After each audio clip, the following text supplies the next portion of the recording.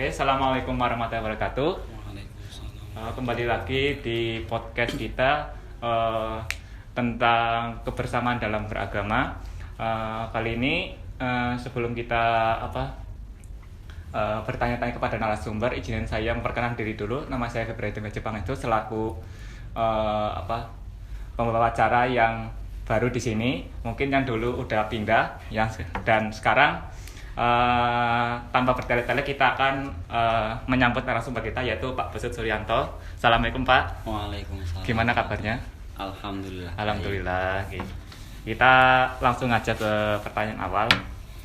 Kali ini temanya adalah moderasi beragama ya Pak. Iya. Untuk moderasi beragama, menurut perspektif Bapak itu arti dari moderasi beragama dan mungkin sikap moderat yang bagus menurut Bapak itu gimana? Jadi sepamahan saya, yang dimaksud moderat itu kan artinya di tengah. Iya. Tidak ekstrim kanan, tidak ekstrim kiri. Terlalu mengiri nanti condongnya lebih ke liberal, terlalu menganan, ekstrim kanan menjadi lebih fanatis. Maka sikap moderat ya seharusnya adil di sana atau berada di tengah, tidak begitu liberal, tidak begitu fanatis. Kemudian kalau konteksnya dalam beragama ya, karena kita tinggal di negara yang heterogen, maksudnya memiliki beberapa agama yang diakui, maka seharusnya semua pemeluk agama apapun itu harus bersikap demikian. Maksudnya harus bisa bersikap secara moderat. Karena cenderung liberal itu juga akan mengganggu kondusivitas dalam beragama, karena kita tinggal di negara yang heterogen, apalagi yang ekstrem kanan, fanatis. Itu nanti akan menjadikan rentan gesekan, baik di grassroots maupun tengah maupun di atas. Berarti mungkin menurut Bapak definisi dari moderasi berarti tidak ekstrem kanan sama ekstrem kiri ya Pak? Iya. Berarti dalam arti di Indonesia juga masyarakatnya juga heterogen sama multikultural ya Pak? Iya. Dan kita diwajibkan juga untuk toleransi antar keberagaman umat apapun lah, dari beragama, dari suku dan sebagainya. Nah, mengapa sampai sekarang masih ada yang pola pikirnya masih ekstrem kanan sama ekstrem kiri Pak? Tidak bertoleransi sama moderasi itu Pak? Kalau kaitannya dengan agama, ya namanya juga agama. Sebenarnya nggak cuma agama, apapun keyakinan yang dibawa oleh setiap orang itu akan mengarah pada truth claim, yang jika disikapi secara fanatis, ini nggak cuma agama ya, apapun itu, nggak cuma agama, apapun itu yang disikapi secara fanatis karena mempertahankan truth claim tadi, itu akan menjadikan kita orang yang tidak bisa mentolerir perbedaan di luar dalam diri kita. Saya katakan lagi, tidak hanya agama, bahkan seremeh sama-sama ngefans bola tapi beda klub saja itu bisa jadi gesekan. Kenapa? Karena ada saling membanggakan, ada rasa tidak terima. Pokoknya yang paling benar itu klub saya, pokoknya yang paling hebat itu klub saya. Itu hal remeh kayak sepak bola saja, klub sepak bola. Apalagi politik juga bisa demikian, dan kita tahu dari yang telah terjadi di Pilpres 2014 dan 2019, semua jika disikapi secara fanatis atau berlebihan akan menimbulkan gesekan, dan itu juga yang menjadikan kita menjadi manusia yang tidak mudah mentolerir perbedaan di antara manusia. Berarti menurut Bapak demikian, berarti dalam arti dalam beragama ya Pak, dalam beragama dalam moderasi juga, apakah suatu ajaran atau suatu mungkin organisasi atau suatu firqah itu bisa berpengaruh dalam sikap bermoderasi atau bisa aja ajaran tersebut bisa ekstrem kanan atau ekstrem kiri Pak dalam beragama? Ajaran itu mungkin penting, tapi menurut saya yang paling punya pengaruh dalam dalam mempengaruhi seseorang untuk bisa bersikap toleran atau tidak, moderat atau tidak, itu lebih ke keluasan pengetahuannya. Semakin luas pengetahuannya, maka bisa mentolerir perbedaan-perbedaan yang ada. Konteks ya, kebetulan karena saya beragama Islam ya, saya bisa contohkan orang yang masih belajar fikih kitab fikih kecil, katakanlah kayak Safinah atau Mabadiul Fiqhiyah, yang mana sudah selesai dibaca, maka ketika dia melihat orang berbeda dengan apa yang telah dia baca di Safinah atau di Mabadi, itu akan cenderung wah itu salah itu. Ya, Pak. Atau minimal ada perasaan ana khairun minhu, saya lebih baik. Dia masih salah itu kayak gitu. Tapi ketika ada orang yang dia sudah sampai di bacaan kitab yang lebih induk, kitab fikih induk kayak misalnya Fathul Wahhab atau I'anatul Talibin, dia bisa mentolerir perbedaan-perbedaan karena di kitab-kitab yang lebih besar itu lebih rinci menjelaskan bahwa ketika berdiri qiyam untuk membaca Fatihah itu ada yang sedekap, ada yang begini, ada yang begitu. Imam ini begini, imam madhab ini begini. Jadi semakin luas pengetahuan seseorang, dia akan semakin menerima banyak informasi sebagai bentuk alternatif, dan itu akan membentuk sikap-sikap moderat. Jadi nggak saklek benar dan salah, tapi ada banyak sekian alternatif. Itu yang menjadikan orang lebih mudah toleran kepada orang lain, lebih bisa bersikap secara moderat. Oke Pak. Ya dalam arti lebih ke kadar pengetahuannya ya Pak. Iya. Lebih kadar pengetahuan. Tapi menurut Bapak demikian, definisi dari toleransi itu seperti apa menurut Bapak?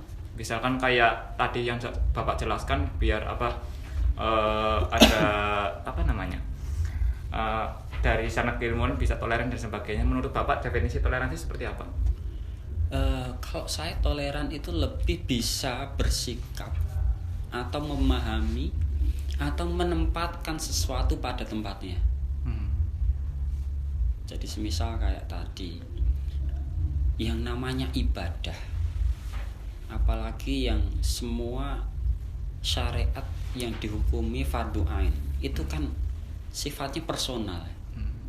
Itu sudah jadi urusan dia sebenarnya, untuk bagaimana cara dia beribadah kepada Tuhannya. Kita tidak perlu campur tangan, ini salah itu, yang benar gini, kecuali ada semacam ikatan antara guru dan murid. Nah ini karena landasannya adalah untuk mengajarkan, memberitahu dan seterusnya. Tapi jika tidak ada ikatan yang seperti itu, kita tidak punya wewenang untuk memasuki ranah itu dapur, urusan dapur dia, urusan dia dengan Tuhannya. Jadi mau bagaimana dia beragama, apalagi ini yang berbeda ya, apalagi yang berbeda. Jadi menurut saya toleransi itu bisa menempatkan sesuatu pada tempatnya. Ini bukan urusan publik, ini urusan privat, maka tidak perlu dicampur. Maka kita bisa mentolerir perbedaan atau apapun yang dilakukan orang selama itu memang di ruang privatnya. Tapi ketika itu jadi di ruang publik, di ruang yang mau tidak mau harus melibatkan kita untuk bersikapnya, itu nanti beda lagi. Tapi kalau sekarang itu kayak semakin banyak gitu ya Pak, dalam arti mereka kayak secara tanda kutip mungkin menyinggung tapi tidak toleransi secara privat ya, kayak sejenis majelis ada yang menyinggung orang yang beda agama dan sebagainya, ada gereja dan sebagainya ditutup. Itu menurut Bapak bagaimana sih? Jadi ini bisa banyak jawabannya ya. Pertama, sebenarnya pemerintah kan punya hak dan juga wewenang yang secara legal mengatur tempat ibadah. Terus bisa jadi adanya kegiatan yang melakukan pengerusakan rumah ibadah atau membubarkan jemaat atau membubarkan pengajian dan seterusnya ya karena ada semacam asumsi dari orang yang membubarkan tadi bahwa mereka ini telah melanggar sesuatu. Oh, kayak melanggar satu hukum mereka itu. Ya, bisa jadi begitu. Oleh karenanya perlu ditindak. Kenapa perlu ditindak? Karena yang berwenang saja tidak mau bertindak. Bisa jadi gitu. Kan biasanya isu yang meliputi tentang semacam pelarangan pendirian rumah ibadah dan seterusnya itu berkaitan dengan IMB, berkaitan dengan ini dan seterusnya. Terus juga bisa jadi begini Mas, misalnya kembali ke toleransi tadi ya. Jika misal ada kampung di sana itu 100% Muslim. Oke. 100% Muslim. Sudah bertahun-tahun sampai saat ini 100% Muslim. Tiba-tiba ada 2 pendatang, suami istri datang di sana, kemudian tiba-tiba dia mengajukan izin untuk membuat gereja. Jika kemudian banyak orang Muslim di kampung tadi protes, saya kira itu bukan intoleran, tapi justru sebaliknya. Bagaimana mungkin 2 pendatang yang hanya 2 kebetulan non-Islam, dia mendirikan gereja di kampung yang awalnya 100% tulen. Oh. Nah, itu juga yang disebut tidak menempatkan sesuatu pada tempatnya. Bukan berarti orang Islam ini nggak toleran ini. Ya masalahnya dia cuma dua pemeluk dan mereka pendatang tiba-tiba membangun gereja. Secara terang-terangan ya Pak? Iya. Itu kan jadi jadi benih konflik tentunya. Ya. Tapi kenapa juga dari sikap toleransi yang didefinisikan sebagai Bapak juga banyak ada intoleransi sebagai kayak kriminalitas atau radikalisme ya apapun lah dalam arti antar suku, agama dan sebagainya. Mengapa masih banyak kejadian demikian seperti itu Pak? Radikalisme atau primordialisme dan sebagainya. Itu sebenarnya jadi tanggung jawab bersama antaranya 1 stakeholder pemerintah, 2 para pemuka agama jika itu berkaitan dengan kerukunan antar umat. Jika itu menyangkut rasial ya berarti para tokoh adat setempat dan seterusnya. Jadi kalau apapun yang terjadi di negara kita ketika ada semacam konflik SARA, katakanlah SARA, itu sebenarnya hal yang niscaya sih. Kenapa? Karena Indonesia memang terdiri dari sekian suku, sekian bahasa, jadi rentan untuk gesekan. Oleh karenanya perlu peran dari para stakeholder pemerintah, kemudian tokoh agama atau tokoh adat setempat dan seterusnya yang bisa menjembatani konflik-konflik yang sebenarnya itu sepele dan remeh untuk tidak menjadi besar. Pokoknya kalau sudah di tingkat menyangkut tadi ya sudah terlalu ekstrem kanan, sudah jatuh pada sikap fanatisme, apapun saja bisa dibela. Tidak hanya agama, suku bisa. Pokoknya orang Jawa harus begini, harus lebih unggul dari mereka dan seterusnya. Jadi kalau saya simpulkan ya, sikap moderat itu ya menghindarkan jauh perasaan ana khairun minhu, saya lebih baik dari mereka. Begitu tidak ada sikap seperti itu, moderat dia. Ya, Pak. Juga dalam konteks toleransi keberagaman ya Pak, dalam keberagamaan juga menurut Bapak bagaimana caranya itu supaya paham keagamaan itu searah dengan penerimaan terhadap nilai-nilai budaya dan kebangsaan dalam suatu negara tersebut Pak? Ajaran agama searah dengan penerimaan terhadap nilai-nilai budaya atau kebangsaan suatu negara.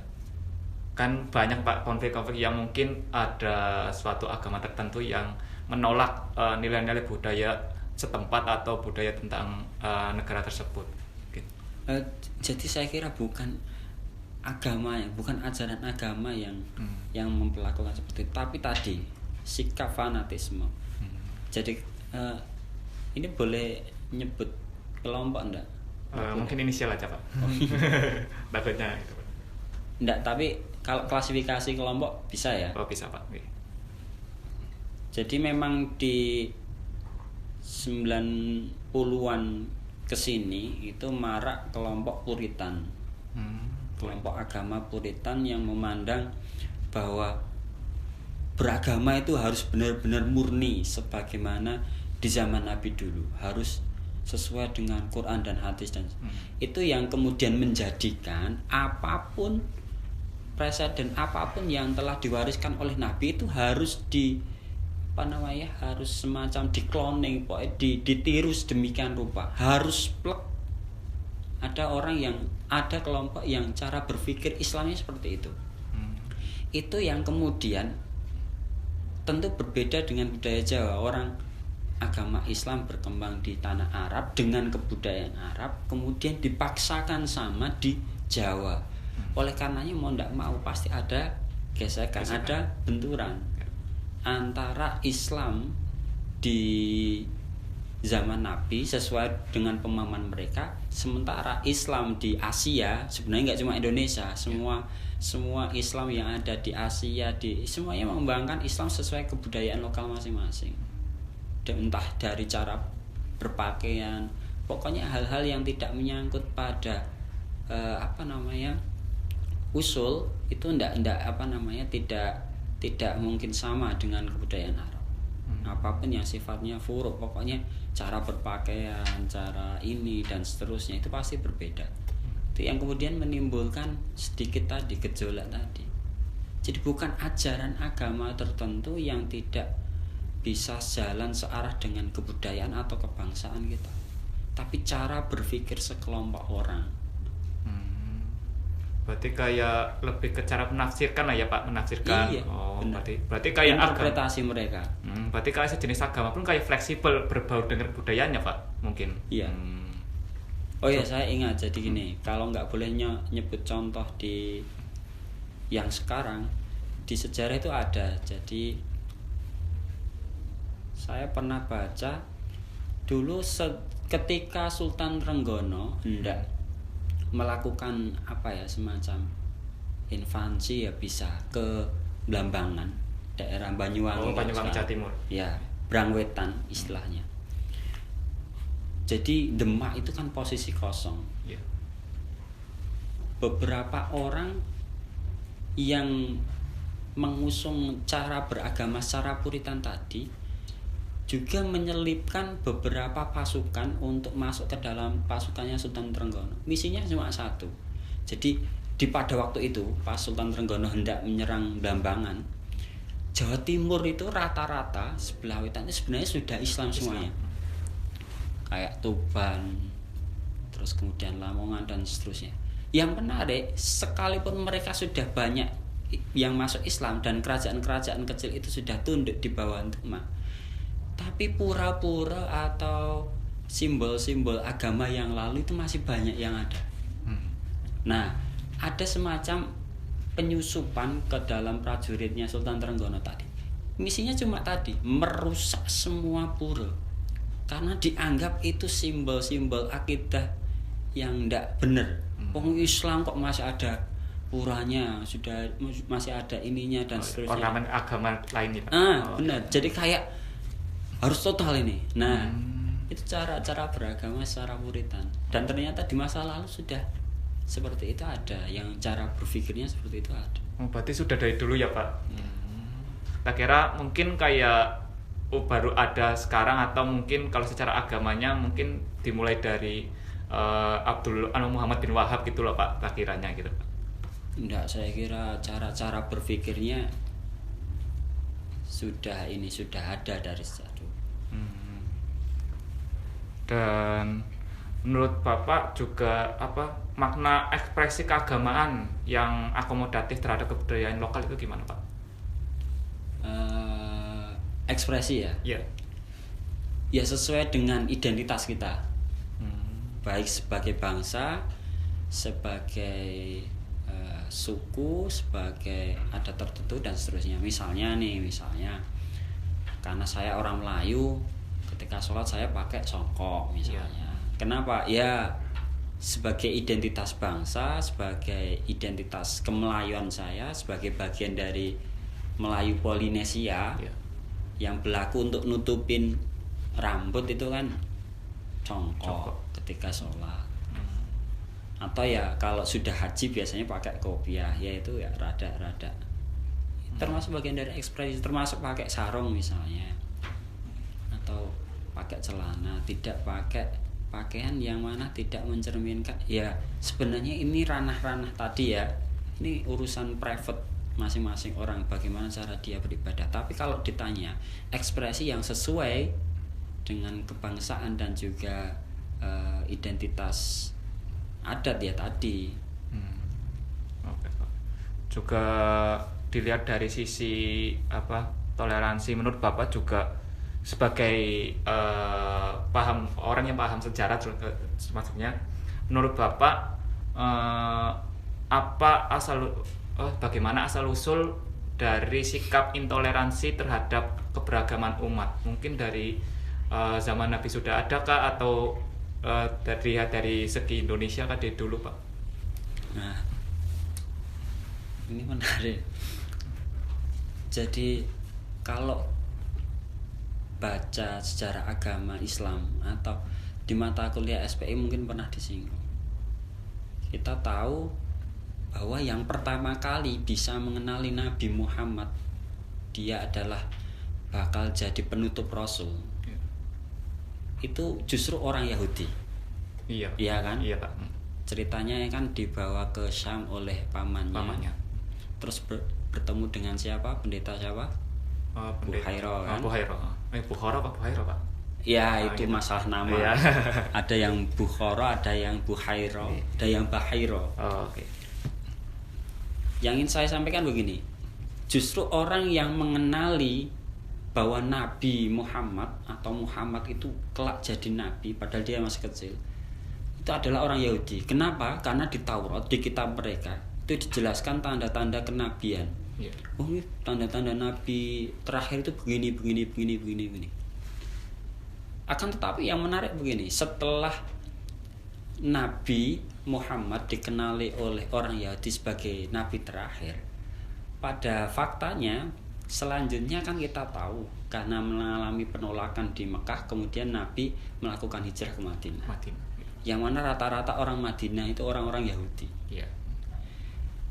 Dan juga di sana mengalami penolakan, walaupun tidak semasif di Mekah ya. Jadi orang Yahudi itu lucu. Mereka yang mengabarkan bahwa Muhammad kecil ini kelak yang jadi nabi, tapi setelah dia benar-benar dibaiat jadi rasul, mereka kayak tidak mau beriman. Jadi kayak ada. Nah, jika ditengarai, ternyata begini. Mulai dari Nabi Ibrahim sampai Nabi Isa, katakanlah, semua nabi itu dari bangsa Israel. Bangsa Yahudi ya. Bangsanya orang Yahudi. Kan dari silsilahnya kan dari Yakub. Sementara Nabi Muhammad itu dari Nabi Ismail.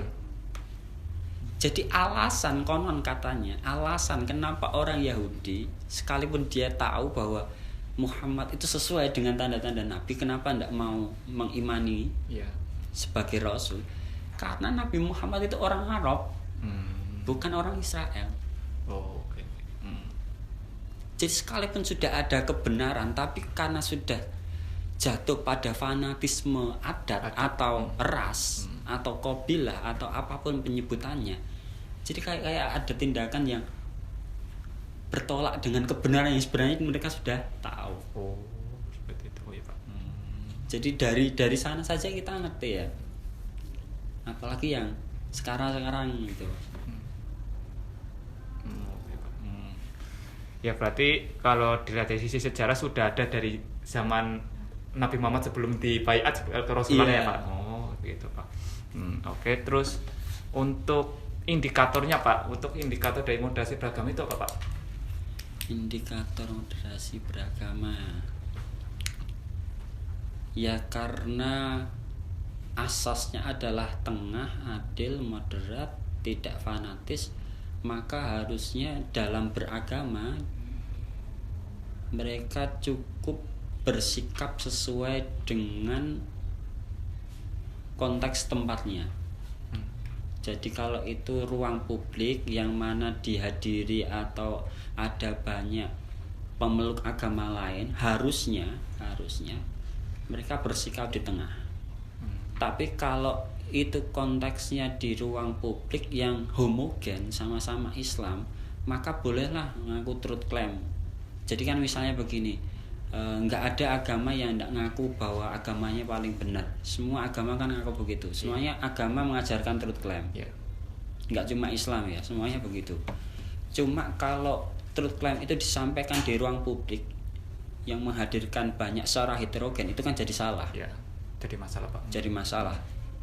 Maka ketika truth claim itu disampaikan di majelisnya sendiri, Inna dina indallahil Islam dan seterusnya, yang dengar jamaahnya sendiri, itu jadi sah-sah saja. Itu jadi apa ya, indikator moderasi beragama. Pokoknya lebih ke bisa menempatkan diri.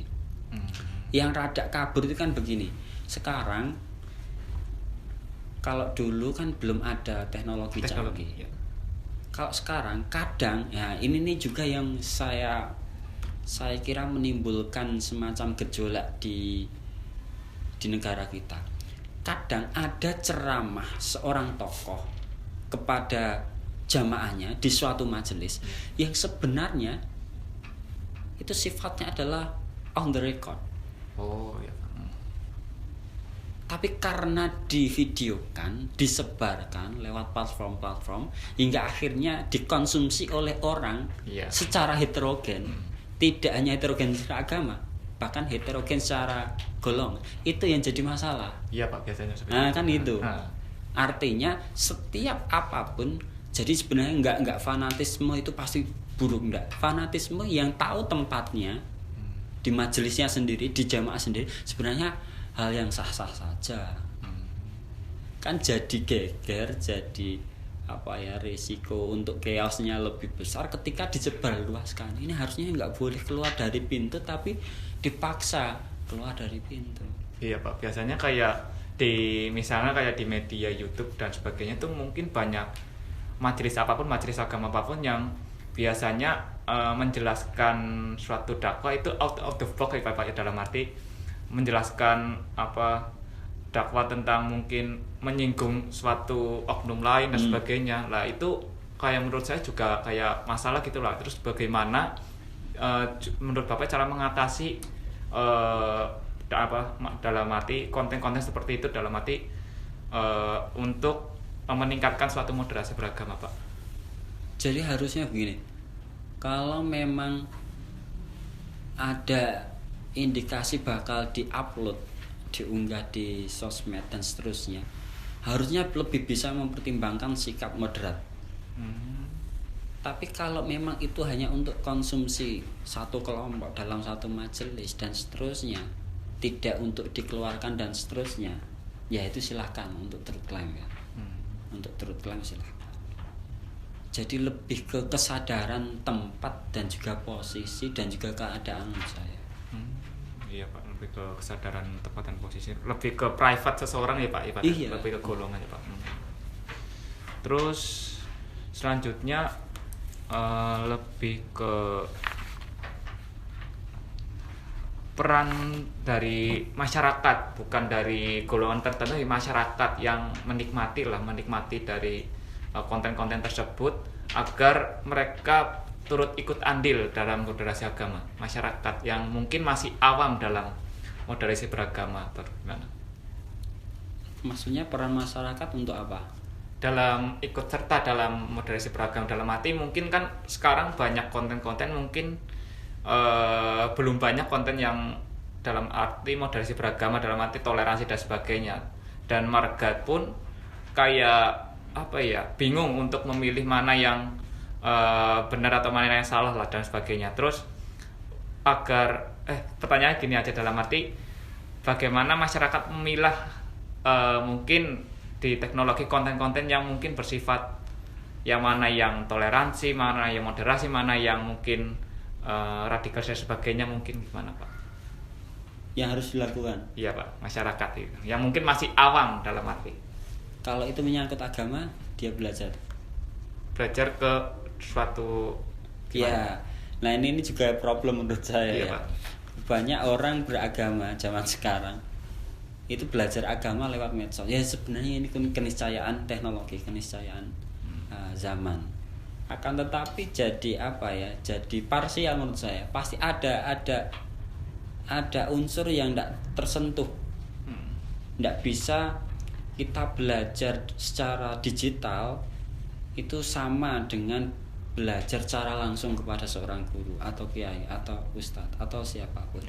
Jadi saran saya, kalau masyarakat ingin bisa membedakan atau bagaimana menumbuhkan sikap moderat, toleran dan seterusnya, dia harus belajar agama secara utuh, berkelanjutan juga. Oh, berkelanjutan dalam arti terus menerus ya Pak? Iya. Saya yakin semakin dalam pemahaman agama dia, semakin dia bisa bersikap secara moderat. Berarti dalam belajar di media sosial itu tidak apa selama mereka bisa memilah mana yang baik, mana yang buruk ya Pak? Iya. Oke. Mungkin cukup sekian podcast kali ini untuk hari ini. Terima kasih untuk Bapak Besut. Terima kasih untuk kalian sudah menonton. Terima kasih. Wassalamualaikum warahmatullahi wabarakatuh.